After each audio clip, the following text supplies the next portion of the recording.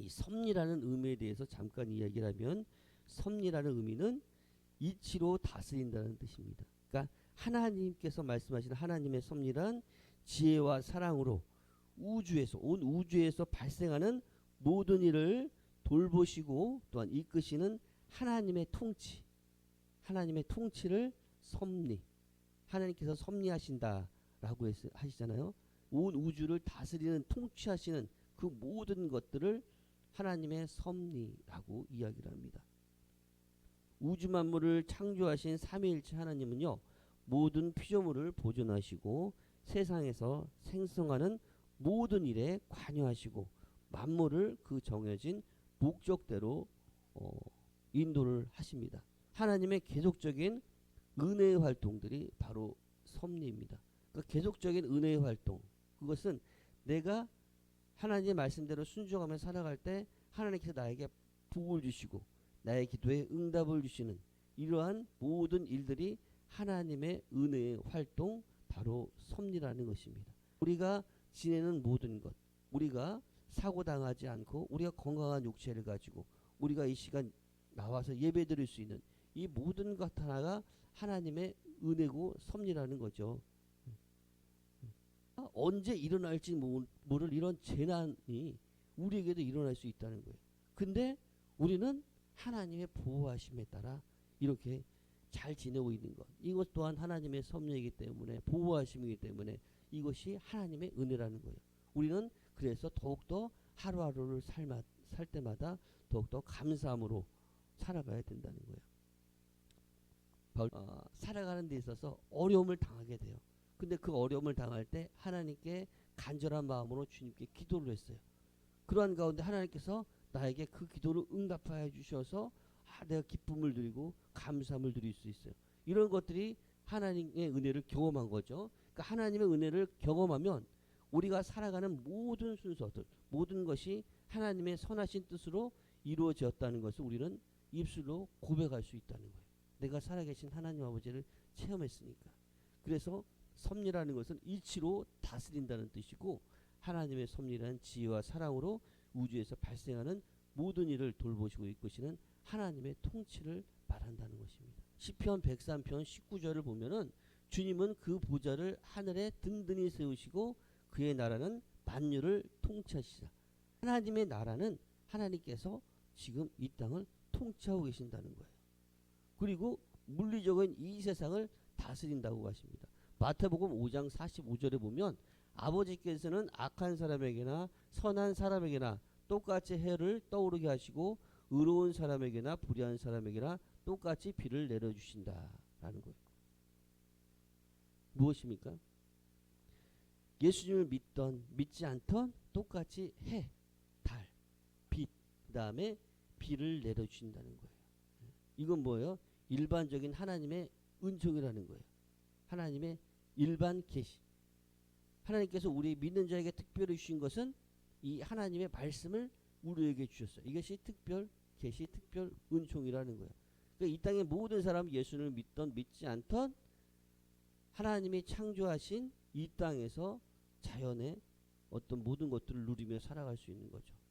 또 중요한 것은 예수를 믿는 사람들이 다 부자가 되면 좋을 텐데, 다 공부를 잘하면 좋을 텐데, 그렇지 않다는 거예요. 왜 그럴까? 열심히 이 땅에서 예수님 믿지 않은 사람도 열심히 공부하는 사람은 좋은 대학 가는 거예요. 네. 그리고 열심히 돈을 번 사람도 부자가 되는 거예요. 그러니까 뭐예요? 악한 사람에게나 선한 사람에게나 똑같이 공평하게 하나님께서 그 일한 대로 그 대가를 허락해 주신다는 거예요. 내가 예수님을 믿는다고 해서 그래, 예수님께서는 만왕의 왕이시고 만유의 주시야, 그리고 나의 기도를 하나님께서 응답해 주셔 라고 생각하고 내가 일도 하지 않고 하나님께 먹을 것을 바란다고 한다면 뭐예요? 아무것도 없다는 거예요. 그리고 내가 열심히 공부도 하지 않는데 열심히 기도만 하고 내가 서울대 들어가게 해주시옵소서 라고 한다고 내가 서울대 들어갈 수 있는 건 아니라는 거예요. 공평하신 하나님께서는 믿는 자나 믿지 않는 자나 하나님께서 똑같이 은혜를 베풀어 주신다는 거예요. 그 가운데 예수 그리스도를 믿는 자들에게는 하나님께서는 더 특별한 하나님의 보호하심과 인도하심이 있다는 거예요. 나라들의 사건들과 주님은 영원히 능력으로 통치하시는 분이시다. 두 눈으로 문나라를 살피시니 반역하는 무리조차 그 앞에서 자만하지 못한다. 하나님 아버지께서는 그 나라들과 사건들 그 모든 것들을 통치하고 계시고 갈라디아서 1장 16절에 보면 그 아들을 이방 사람에게 전하게 하시려고 그를 나에게 기꺼이 나타내 보이셨습니다. 그때 나는 사람들과 의논하지 않았고 그러니까 인간의 운명은 하나님께 달려있다는 거예요. 뭐요? 생사화복, 삶과 죽음, 그 다음에 복받는 모든 것들은 하나님의 주권 아래 있는데 우리가 태어나는 것은 순서가 있지만 가는 것은 순서가 없다는 거예요. 이 모든 생명의 주관자가 바로 하나님이시다. 이 모든 것은 하나님의 섭리 가운데 있다는 것입니다. 사람의 성공과 실패. 누가복음 1장 51절 52절을 보면 그가 권능의 팔을 펴서 교만한 자들을 흩으시고 권력자들을 높은 절에서 끌어내셨지만 낮고 천한 사람들은 높여주셨네. 그러니까 하나님께서 이 땅 가운데는 모든 것들을 주관하시지만 하나님께서 계속 지켜보고 계신 거예요. 그러니까 높이 가려고 하는 사람들은 언젠간 낮아지게 되겠고 예수님은 낮아지는 그런 자들은 하나님께서 높임을 받는다고 분명히 말씀하세요. 그러나 당장 내가 이렇게 하지 않는다고 해서 무슨 결과가 나오는 것이 아니라 하나님께서는 끝까지 참고 기다리고 계시면서 하나님의 뜻을 이루고 계신 거예요. 일하고 계신 거예요. 그것이 바로 섭리라는 것입니다.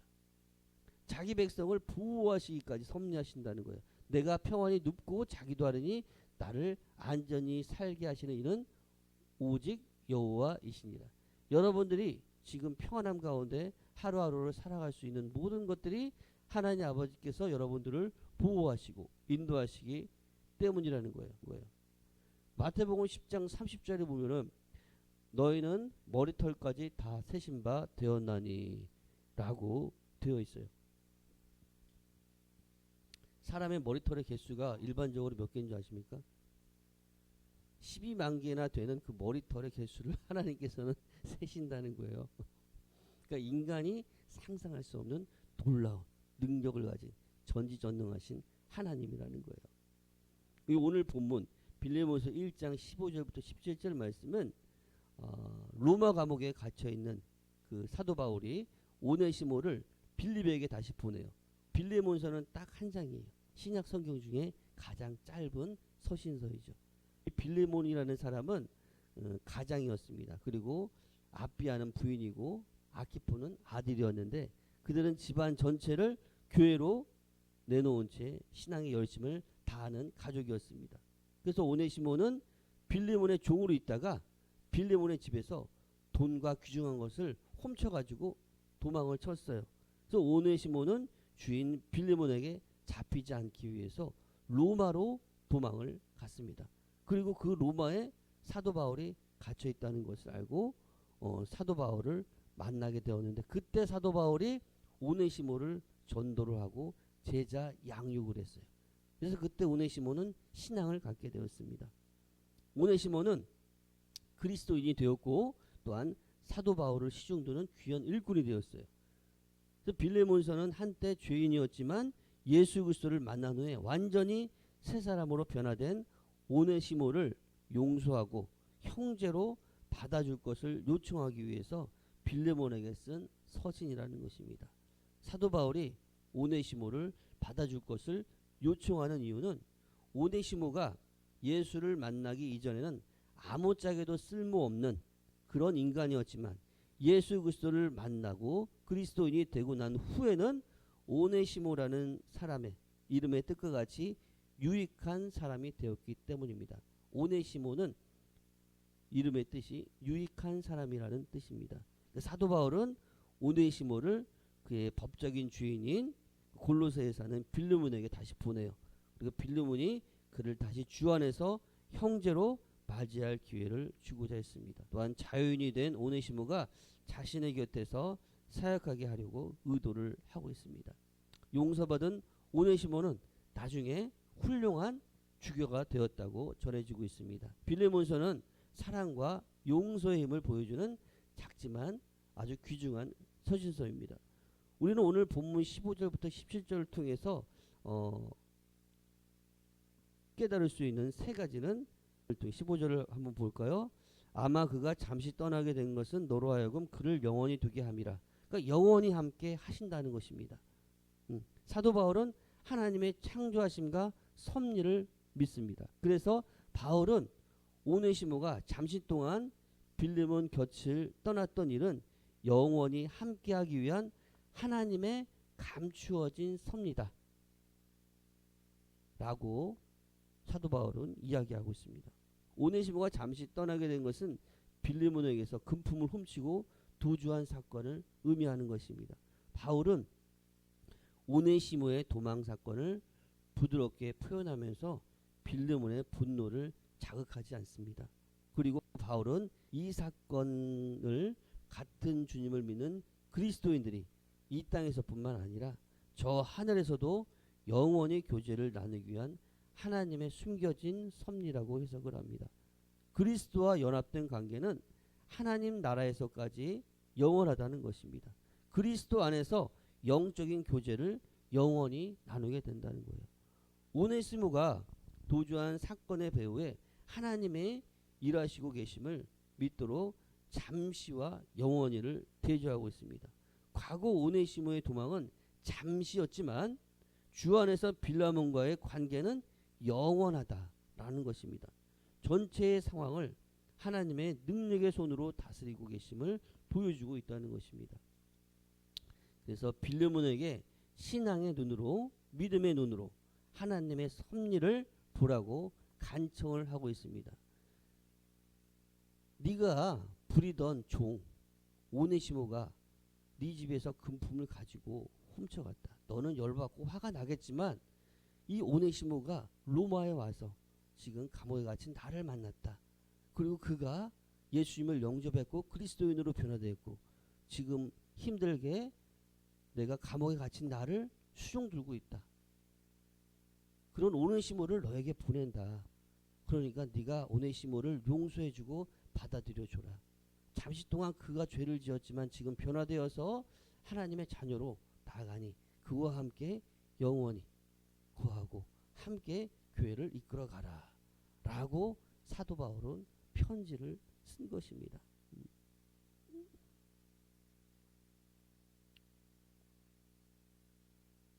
이 모든 것이 하나님의 섭리 안에서 이루어졌다는 것입니다. 우리 인간의 눈으로 보기는 오네시모 나쁜 놈이네. 어떻게 그렇게 훔칠 수 있어? 어떻게 도망가? 근데 이렇게 되니. 그러니까 우리가 지금 당장에 일어나는 사건만으로 무엇을 판단하고 결정하는 것은 굉장히 실수가 많다는 거예요.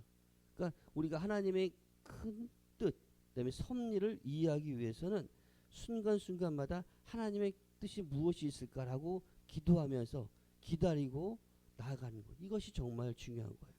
그리고 내 마음속에 기도를 할 때 내가 넓으신 하나님의 마음을 품고 그것을 수용하는 것 또한 중요하다는 것입니다. 16절에 보면 이후로는 종과 같이 대하지 아니하고 종 이상으로 곧 사랑받는 형제로 둘 자라. 내게 특별히 그러하거든 하물며 육신과 주 안에서 상관된 내게랴 라고 말하고 있습니다. 하나님의 섭리를 믿는 바울은 빌레몬에게 오네시모를 종이 아니라 네 종이 아니라 특별히 사랑받는 형제로 대해주기를 요청하고 있습니다.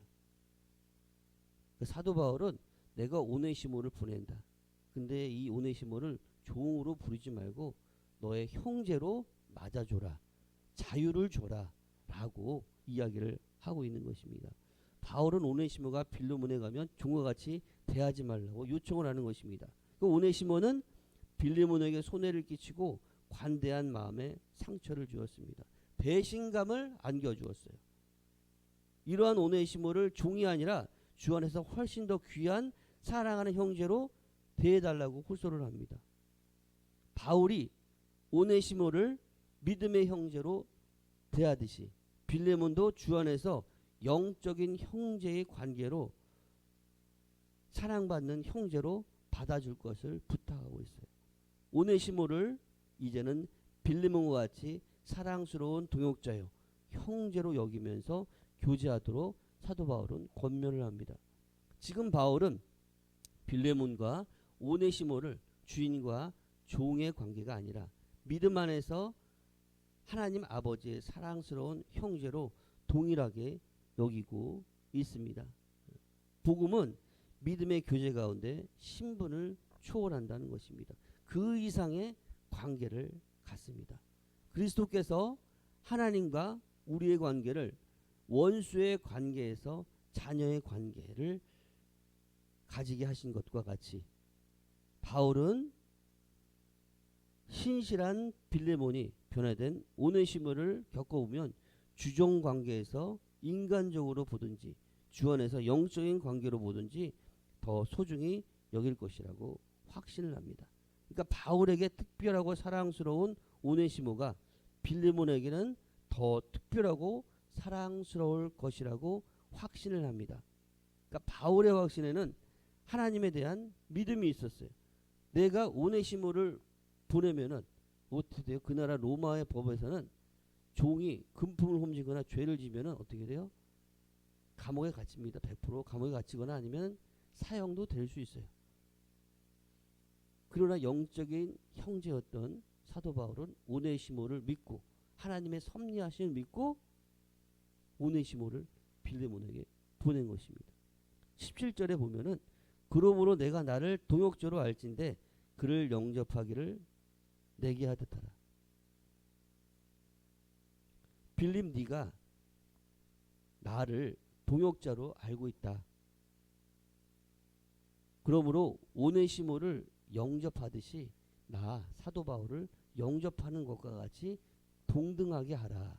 사도라고 바울이 이야기를 하고 있는 것입니다. 이것은 무엇입니까?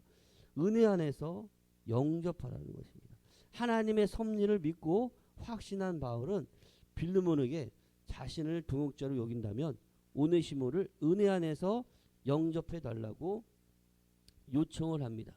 그래서 바울은 빌레몬에게 자신을 동역자로 생각한다면 오네시모를 은혜 안에서 다시 받아주고 자신을 맞이하듯이 그를 맞이해주고 대접해 주기를 바란다고 말합니다. 바울과 빌레몬은 동역자였습니다.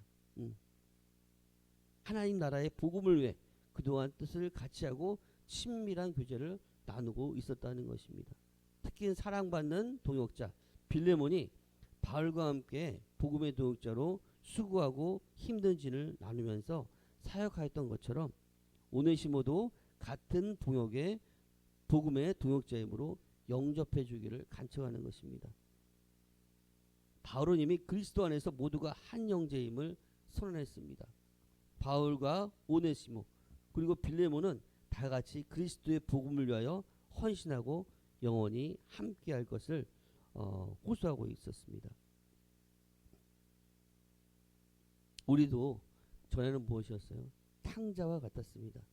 예수님을 알지 못해서는 세상에서 방황하는 탕자와 같았다는 거죠. 하나님 아버지께서 먼 곳에서부터 기다리시다가 달려오셨고 목을 끌어안고 입을 맞추시면서 잔치를 베풀어 주신 것입니다. 우리가 예수님을 믿지 않았을 때는 이 세상에서 방황을 했지만 우리가 주 예수 그리스도를 믿고 영접해서 주님 앞에 나왔을 때는 주님께서는 우리를 기뻐 맞아 주셨다는 것입니다. 하나님의 자녀로서 우리를 부르셨고 하나님의 자녀가 될 수 있도록 우리를 인도해 주셨다는 것입니다.